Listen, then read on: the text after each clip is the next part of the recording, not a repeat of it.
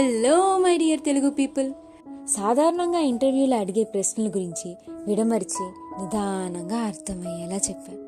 అయితే అసలు కాన్ఫిడెన్సే లేని నాకు కాన్ఫిడెన్స్ చాలా బాగా పెరిగి ఇంటర్వ్యూ అంతా బాగా ఇచ్చాను. యూ హ్యావ్ బీన్ సెలెక్టెడ్ అని మెయిల్ కూడా వచ్చింది. ఇది నాకు 2వ ఆఫర్ లెటర్. ఇంట్లో అందరికీ ఈ విషయం చెప్పగా అందరూ చాలా సంతోషించారు.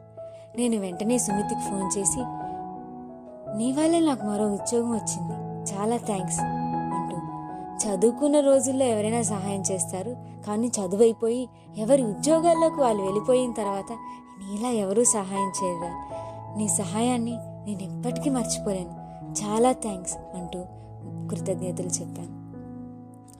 తనతో మాట్లాడినంతసేపు నా కళ్ళల్లోంచి ఆనంద బాష్పాలు రాలుతూనే ఉన్నాయి.